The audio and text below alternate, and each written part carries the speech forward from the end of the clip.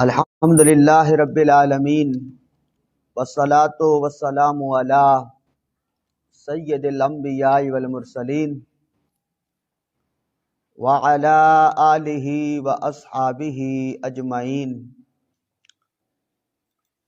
اما بعد فاعوذ باللہ من الشیطان الرجیم، بسم اللہ الرحمن الرحیم۔ شہر رمضان الذی انزل فیہ القرآن ھدی للناس وبینات من الہدی والفرقان، صدق اللہ العظیم۔ اللہم صلی علی سیدنا و مولانا محمد وعلی آل سیدنا و مولانا محمد وبارک وسلم علیہ۔ سامعین و حاضرین، اللہ رب العزت کے فضل و کرم سے آج ہم تیسرے پارے کا خلاصہ تفسیر سننے کی سعادت حاصل کریں گے۔ تیسرے پارے کے شروع میں اس امر کا بیان ہے کہ اس حقیقت کے باوجود کہ اللہ تعالیٰ کے تمام نبی اور رسول علیہم السلام معزز و مکرم ہیں، تاہم ان میں آپس میں درجہ بندی ہے۔ آیت نمبر 254 میں فرمایا کہ قیامت کے دن نیکیوں کا لین دین، دوستی اور سفارش نہیں چلے گی، اور کفار ہی حقیقت میں ظالم ہیں۔ قرآن کی عظیم آیت جو آیت الکرسی کے نام سے معروف ہے، یہ آیات قرآن کی سردار ہے۔ اس میں اللہ تعالیٰ کی توحید، شان جلالت اور وسعت قدرت کا بیان ہے، اور یہ کہ اس کی بارگاہ میں صرف اس کے اذن سے، اس کی اجازت سے ہی شفاعت ہوگی۔ یہ ساری چیزیں آیت الکرسی کے اندر بیان ہوئی ہیں جو تیسرے پارے کے شروع میں موجود ہے۔ آیت نمبر 258 میں حضرت ابراہیم علیہ السلام کے نمرود کے ساتھ اس مناظرے کا ذکر ہے جس کے نتیجے میں نمرود لاجواب ہوا۔ یعنی جب ابراہیم علیہ السلام نے یہ کہا کہ اللہ سورج کو مشرق سے نکالتا ہے، تجھے اگر خدائی کا دعویٰ ہے تو تو اسے مغرب سے نکال، تو وہ لاجواب ہو گیا۔ آیت نمبر 259 میں اس امر کا بیان ہے کہ اللہ تعالی نے ایک روایت کے مطابق عزیر علیہ السلام کو حیات بعد الموت، یعنی موت کے بعد دوبارہ زندہ کرنا، اس کی حقیقت بتانے کے لیے ان پر یعنی عزیر علیہ السلام پر 100 سال موت طاری کی، اور 100 سال کے بعد دوبارہ زندہ کیا، اور اتنا عرصہ گزرنے کے باوجود ان کے کھانے پینے کا جو سامان تھا وہ اسی طرح تر و تازہ رہا، گلا سڑا نہیں، جبکہ ان کا گدھا جو ان کی سواری تھی وہ اس عرصے میں گل سڑ گیا، لیکن کھانا وہ تر و تازہ رہا، 100 سال بھی کھانا خراب نہیں ہوا۔ تو اللہ تعالیٰ نے اسے زندہ کر کے یہ بتایا کہ اسی طرح میں قیامت کے دن مردوں کو زندہ کیا کروں گا، جیسے تمہیں 100 سال موت طاری رکھنے کے بعد میں نے زندہ کیا ہے، تو قیامت کے دن بھی میں سب کو اسی طرح زندہ کروں گا۔ پھر آیت نمبر 259 میں ابراہیم علیہ السلام کے اطمینان قلب کے لیے، ان کے دل کی تسلی کے لیے اللہ تعالیٰ نے حیات بعد الموت کو بصورت معجزہ دکھایا کہ 4 پرندوں کو ذبح کر کے ان کے گوشت کے ٹکڑے 4 مختلف پہاڑوں پر پھیلا دیے، اور پھر جب انہوں نے ان پرندوں کو ان کے معروف ناموں سے بلایا تو ایک لمحے میں وہ بکھرے ہوئے گوشت کے جو ٹکڑے تھے، اجزاء تھے، وہ اکٹھے ہو گئے، ان میں جان پڑ گئی اور وہ دوڑ کے آ گئے، دوڑے چلے آئے۔ آیت نمبر 261 میں ارشاد فرمایا کہ احسان جتلانے اور ریاکاری سے صدقات کا جو اجر ہے وہ ضائع ہو جاتا ہے۔ یعنی کوئی صدقہ دے، خیرات دے اور دینے کے بعد احسان جتائے کہ میں نے تجھے دیا، میں نے تیرے اوپر احسان کیا، تو فرمایا اب اس کا ثواب ضائع ہو گیا۔ اور یہ بتایا گیا کہ اللہ کی راہ میں عمدہ مال دینا چاہیے، اچھا مال دینا چاہیے۔ پھر بتایا گیا کہ بخل کا سبب شیطان کا وہم ہے کہ تم فقر میں مبتلا ہو جاؤ گے۔ جو لوگ بخل سے کام لیتے ہیں نا، اللہ مال دیتا ہے لیکن وہ اللہ کے راستے میں خرچ نہیں کرتے، تو اللہ بتا رہا ہے کہ اس کی وجہ کیا ہے۔ فرمایا شیطان ان کے ذہن میں ایک وہم ڈالتا ہے کہ اگر تم نے یہ مال خرچ کیا تو تم فقیر بن جاؤ گے، غریب ہو جاؤ گے۔ تو شیطان کے وہم میں آ کے وہ لوگ اللہ کے راستے میں مال خرچ نہیں کرتے، بخل سے کام لیتے ہیں۔ صدقات میں اگرچہ دینی حکمت کے تحت ظاہر کرنے کی اجازت ہے، لیکن چھپا کے دینا بہتر ہے۔ آیت نمبر 273 میں فرمایا کہ صدقات کے حقدار وہ لوگ ہیں جو اللہ کے دین کے کسی کام میں ہمیشہ مشغول ہوں اور انہیں طلب معاش کی فرصت نہ ہو، اور وہ اتنے خوددار ہوں کہ لوگوں کے سامنے مانگتے نہ پھریں اور ان کے حال سے ناواقف آدمی انہیں مالدار سمجھے۔ بہت سارے لوگ ایسے ہوتے ہیں جو اللہ کے کام میں لگے ہوتے ہیں، انہیں کمانے کا ٹائم نہیں ملتا، لیکن ان کا رہنے کا انداز بڑا اچھا ہوتا ہے، جس کو ہم کہتے ہیں نا سفید پوش۔ ایسے بہت سارے لوگ ہوتے ہیں جنہیں لوگ سمجھ رہے ہوتے ہیں کہ یہ تو بڑے مالدار ہیں، حالانکہ وہ مالدار نہیں ہوتے۔ تو اللہ فرما رہا ہے کہ ایسے لوگ وہ صدقے کے زیادہ حقدار ہیں۔ خیرات دینی ہو تو ایسے لوگوں کو دو کہ جو ہاتھ نہیں پھیلاتے لیکن حقدار ہوتے ہیں۔ آیت نمبر 274 میں فرمایا کہ سود خور، اس کی مثال ایسی ہے جیسے کسی شخص کو شیطان نے چھو کر مخبوط الحواس کر دیا ہو۔ پھر فرمایا کہ سود کی حرمت کا حکم آنے کے بعد سود کا لین دین چھوڑ دو، ماضی کی خطا معاف ہے۔ البتہ اگر کسی شخص کے دوسرے کے ذمہ سابق یعنی پہلے کے واجبات ہوں تو اصل زر لے لے، سود چھوڑ دے۔ سود کی حرمت کا حکم آنے کے بعد اگر کوئی باز نہ آئے تو ان کے خلاف اللہ تعالیٰ نے اعلان جنگ فرمایا۔ یہ بھی فرمایا کہ تنگ دست مقروض کو مہلت دو۔ اگر آپ نے کسی کو قرضہ دے رکھا ہے لیکن اس کا ہاتھ تنگ ہے تو فرمایا اس کو مہلت دو، اس کو پریشان نہ کرو، مہلت دو، اور اگر ہو سکے تو اس کو معاف کر دو۔ آیت نمبر 282 میں مالی لین دین کے چند بنیادی اصول بتائے ہیں کہ جب کسی کے ساتھ لین دین کرو نا تو فرمایا دستاویز تیار کرو، اس کو لکھ لیا کرو، گواہ مقرر کرنا، گواہی دینا، یہ ساری چیزیں اس میں شامل ہیں۔ سفر کی حالت میں قرض دینے والے کا کوئی چیز رہن رکھ سکتا ہے۔ آیت نمبر 285 قرآن پاک کی چند جامع آیات میں سے ایک ہے جس میں اسلام کے عقائد، عبادات اور اخلاقیات کا احاطہ کیا گیا ہے۔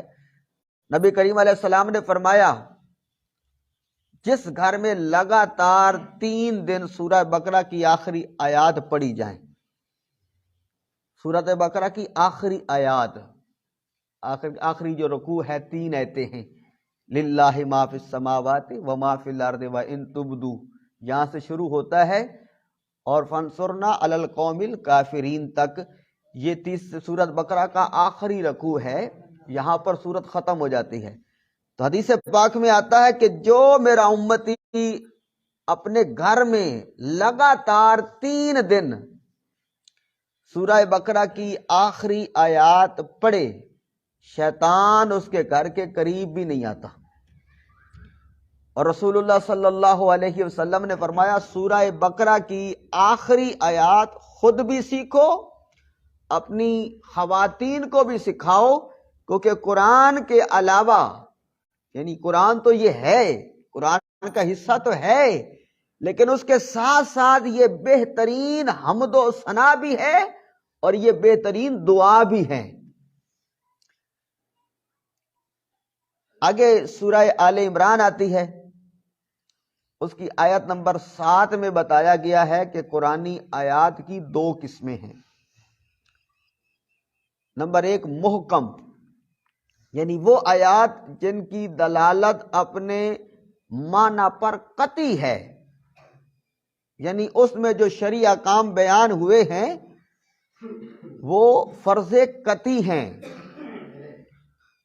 دوسرا ہے متشابہ، ان آیات پر ہر بندے کا ایمان لانا یہ فرض قطعی ہے۔ کچھ ایتیں ہوتی ہیں جن کا معنی ہمیں نہیں پتہ چلتا، ٹھیک ہے، متشابہ آیات ہوتی ہیں، تو ان پر ایمان لانا یہ فرض ہے۔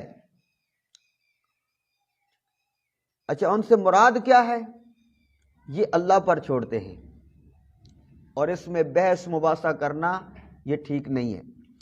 آیت نمبر 14 میں بتایا گیا کہ انسان کی آزمائش کے لیے دنیا کی نعمتوں کو پرکشش بنا دیا گیا ہے، لیکن یہ سب دنیا کی زندگی کا سامان ہے، اور عمدہ ٹھکانہ وہ صرف اللہ کے پاس ہے۔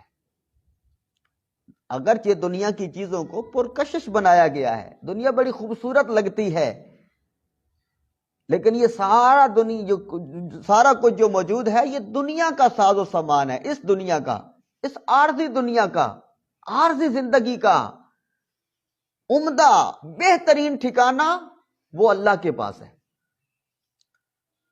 اور وہ ٹھکانہ ان سے بدرجہ بہتر اور پائیدار نعمتیں اللہ تعالیٰ کے پاس ہیں جو جنت میں عطا کی جائیں گی۔ اگلی آیت میں خالص اہل ایمان کی صفات بیان فرمائی ہیں کہ وہ صابر ہوتے ہیں، صبر کرتے ہیں، وہ صادق ہوتے ہیں، ہمیشہ سچ بولتے ہیں، اطاعت شعار، اللہ کی راہ میں مال خرچ کرنے والے، اور ہر وقت استغفار کرنے والے۔ یہ بھی ارشاد فرمایا کہ اللہ تعالیٰ کے نزدیک جو پسندیدہ دین ہے وہ صرف اسلام ہے۔ اہل کتاب کے انحراف کا سبب، اہل کتاب کا اسلام کو چھوڑنے کا سبب، وہ ان کی یہ غلط فہمی ہے کہ ہمیں تو عذاب نہیں دیا جائے گا مگر گنتی کے چند دن ہمیں جہنم میں رکھا جائے گا۔ اس سے خوش فہمی میں مبتلا ہونے کی وجہ سے وہ اسلام سے دور ہوئے ہیں۔ آگے آیت نمبر 26 اور 27 میں اللہ تعالیٰ کی شان جلالت کو ان الفاظ میں بیان کیا گیا ہے کہ وہ ملک و اقتدار کا مالک حقیقی ہے، وہ جسے چاہتا ہے انعام یا امتحان کے طور پر اقتدار سے نوازتا ہے، اور جس سے چاہتا ہے اقتدار، حکومت وہ لے لیتا ہے، سلب فرما لیتا ہے۔ عزت، ذلت اور رزق یہ اس کے اختیار میں ہے۔ نظام کائنات اور زندگی موت کا مالک وہی ہے۔ آیت نمبر 31 میں اللہ تعالیٰ کا ارشاد ہے، اے رسول کہہ دیجئے اگر تم اللہ سے محبت کرتے ہو تو میری پیروی کرو، اللہ خود تمہیں اپنا محبوب بنا لے گا، تمہارے گناہ بخش دے گا۔ اس آیت میں واضح طور پہ بتا دیا گیا کہ اللہ کے قرب کا جو آسان رستہ ہے اور اللہ کے قرب کا جو رستہ ہے صرف اور صرف اتباع رسول ہے. یعنی اللہ کا قرب حاصل کرنا چاہتے ہو، اللہ کے قریب ہونا چاہتے ہو، کیا کرو؟ رسول اللہ صلی اللہ علیہ وآلہ وسلم کے طریقے پہ چلو. آپ سے محبت کرو، تمہیں اللہ اپنے قریب کر لے گا، اللہ تم سے محبت کرے گا. آیت نمبر 35 میں حضرت مریم کا واقعہ بیان ہوا ہے. اللہ تعالیٰ نے فرمایا جب عمران کی بیوی یعنی حضرت مریم کی جو والدہ تھی، حضرت مریم کے باپ کا نام تھا عمران، تو عمران کی بیوی نے عرض کی اے میرے رب، جو میرے پیٹ میں ہے اس کو میں بیت المقدس کی خدمت کے لیے وقف کرنے کی نظر مانتی ہوں.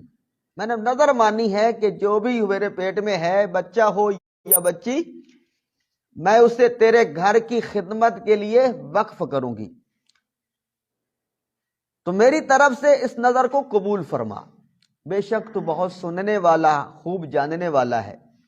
پھر حضرت مریم کی ولادت ہوئی اور قرآن اندازی کے ذریعے وہ حضرت زکریہ علیہ السلام کی کفالت میں آئیں. حضرت مریم نے کہا یہ اللہ کی جانب سے ہے. اچھا، ان کی کفالت میں آئیں. پھر جب حضرت زکریہ علیہ السلام نے مریم کے پاس بے موسم کے پھل دیکھے تو حیران ہو کر کہا اے مریم یہ کہاں سے آ گئے؟ یعنی ایسے پھل موجود تھے حضرت مریم کے پاس جن کا موسم نہیں تھا. تو پوچھا کہ یہ بے موسم کے پھل کہاں سے آ گئے؟ تو حضرت مریم نے کہا یہ اللہ کی طرف سے آئے ہیں. تو حضرت زکریہ علیہ السلام کے دل میں اولاد کی خواہش ابھری. ابھی تک اولاد نہیں تھی، عمر بہت زیادہ ہو چکی تھی، بلکہ اولاد کی عمر گزر چکی تھی. لیکن جب بے موسم پھل دیکھے تو دل میں اولاد کی خواہش ابھری کہ جو اللہ مریم علیہ السلام کو بے موسم پھل دے سکتا ہے وہ مجھے بڑھاپے میں اولاد بھی دے سکتا ہے. تب انہوں نے زکریہ علیہ السلام نے اپنے اللہ سے دعا کی اور کہا اے میرے رب مجھے اپنی طرف سے پاکیزہ اولاد عطا فرما، بے شک تو ہی دعا کا بہت سننے والا ہے. پھر جب زکریہ علیہ السلام حجرے میں کھڑے نماز پڑھ رہے تھے، فرشتے نے انہیں بشارت دی کہ بے شک اللہ تعالیٰ آپ کو یا علیہ السلام کی بشارت دیتا ہے جو کلمات اللہ یعنی عیسیٰ علیہ السلام کی تصدیق کرنے والے ہوں گے، سردار اور عورتوں سے رغبت نہ رکھنے والے ہوں گے اور نبی ہوں گے. پھر اللہ تعالیٰ نے فرشتے کے ذریعے حضرت مریم کو بیٹے کی بشارت دیتے ہوئے فرمایا کہ ان کا نام مسیح عیسیٰ ابن مریم ہے، اور ان کے اوصاف بیان فرمائے کہ وہ دنیا اور آخرت میں معزز ہوں گے، پنگھوڑے اور پختہ عمر میں لوگوں سے کلام کریں گے، انہیں کتاب و حکمت اور تورات و انجیل کی تعلیم دیں گے اور بنی اسرائیل کی طرف رسول ہوں گے.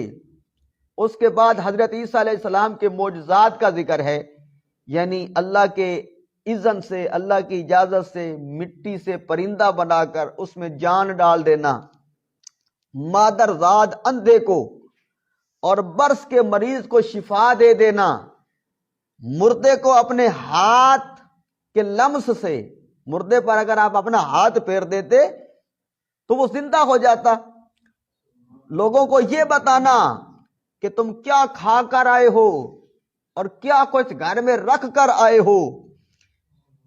یہ ساری صفات اللہ نے عیسیٰ علیہ السلام کو عطا کی تھی. پھر عیسیٰ علیہ السلام کے آسمان کی طرف اٹھائے جانے کا ذکر ہے، اور یہ کہ جس طرح اللہ نے امر کن سے آدم علیہ السلام کو مٹی سے پیدا کیا، اسی طرح عیسیٰ علیہ السلام کو بغیر باپ کے پیدا کیا. پھر آگے چل کے نجران کے عیسائیوں کا ذکر ہے. نجران کے عیسائیوں نے قطعی دلائل دیکھنے کے باوجود، یہ جان لینے کے باوجود کہ اللہ کے محبوب علیہ السلام حق ہیں، دین اسلام حق ہے، قطعی دلائل دیکھنے کے باوجود دعوت حق کو قبول کرنے سے انکار کر دیا. تو انہیں مباہلے کی دعوت دی گئی، مگر انہوں نے مباہلے کا چیلنج قبول نہ کیا اور جزیہ دینے پر راضی ہو گئے۔ رسول اللہ صلی اللہ علیہ وسلم نے اہل کتاب کو، کو یعنی جن کو آسمانی کتاب تورات یا انجیل عطا ہوئی ہے وہ اہل کتاب ہیں، تو ان کو مشترکات یعنی اللہ کو، عبادت کو اللہ تعالیٰ کے لیے خاص کرنے، شرک نہ کرنے، اللہ کے سوا کسی کو رب نہ بنانے پر، تم بھی شرک کے قائل نہیں ہو، ہم بھی قائل نہیں ہیں، تم بھی اللہ کے سوا کسی کو رب نہ بنانے کے دعوے دار ہو، اور ہمارا دعویٰ بھی یہی ہے، تو بے شک تم مجھ پر ایمان لے یا نہیں لائے، تو جو ہمارے درمیان مشترک چیزیں ہیں ان پر ہم متفق ہو جاتے ہیں، سیاسی طور پر، انتظامی طور پر، لیکن وہ اس پر تیار نہ ہوئے۔ آیت نمبر 77 میں اللہ تعالیٰ نے فرمایا کہ جو لوگ اللہ کے عہد اور اپنی قسموں کے عوض تھوڑی قیمت لیتے ہیں، ان لوگوں کے لیے آخرت میں کوئی حصہ نہیں، اور نہ آخرت میں اللہ ان سے کلام فرمائے گا اور نہ ہی ان کو پاکیزہ کرے گا۔ مطلب کہ لوگ مال بٹورنے کے لیے نا قسمیں کھاتے ہیں، جھوٹیاں قسمیں اٹھانی اللہ کے نام کی، تو اللہ تعالیٰ فرما رہا ہے وہ جو کچھ انہوں نے دنیا میں لے لیا نا، بس وہی ہے اب ان کا، اب آخرت میں ان کے لیے کچھ بھی نہیں ہے، اور اللہ ان پہ اتنا سخت ناراض ہوتا ہے کہ اللہ قیامت کے دن ان سے کلام نہیں فرمائے گا اور اللہ تعالیٰ ان کو پاک نہیں کرے گا۔ آیت نمبر 84 میں عالم ارواح میں اس میثاق کا ذکر ہے، نبیوں سے لیے گئے اس وعدے کا ذکر ہے جو اللہ تعالیٰ نے تمام انبیاء کرام سے نبی آخر الزمان صلی اللہ علیہ وسلم پر ایمان لانے اور ان کی مدد کرنے کا پکا وعدہ لیا، اور اپنی ذات کو اس وعدے پر گواہ بنایا۔ اسی سبب انبیاء کرام علیہ السلام کی آمد، انبیاء علیہ السلام آپ علیہ السلام کی آمد کی بشارتیں دیتے رہے۔ اس میثاق سے پتہ چلا کہ ختم الرسل صلی اللہ علیہ وسلم پر ایمان اور آپ کی نصرت اور آپ کی حمایت، اس کا ہر نبی پابند تھا۔ پھر اس کا عملی مظاہرہ ہوا شب معراج، جب آدم علیہ السلام سے عیسیٰ علیہ السلام تک تمام انبیاء کرام نے آپ کی اقتداء میں نماز پڑھی اور آپ کے امام الانبیاء ہونے کا عملی طور پر اظہار فرمایا۔ اس بارے کے آخر ہوا کہ دین اسلام ایک تسلسل کا نام ہے جو حضرت آدم علیہ السلام سے ختم المرسلین صلی اللہ علیہ وسلم تک چلا آ رہا ہے، اور ہر نبی نے دین اسلام ہی کی دعوت دی ہے، یعنی وہ کوئی الگ مذہب نہیں تھا، تو اسلام ایک تسلسل کا نام ہے۔ یہ تیسرے پارے کے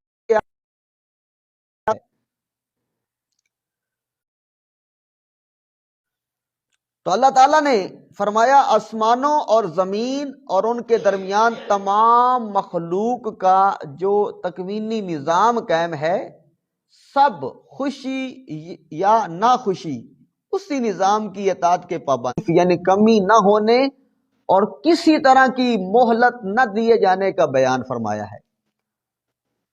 اور بعد کی آیت میں جہاں توبہ کرنے والوں کی بخشش کا بیان ہے، وہی کفر پر ڈٹے رہنے والے اور حالت کفر میں مرنے والوں کی گمراہی کے ساتھ ان کی توبہ قبول نہ کیے جانے کا بیان ہے، اور اگر وہ پہاڑ برابر بھی سونا فدیے میں ڈالا، ہمیں قرآن پاک کو سمجھنے، اس پر عمل کرنے کی توفیق عطا فرمائے۔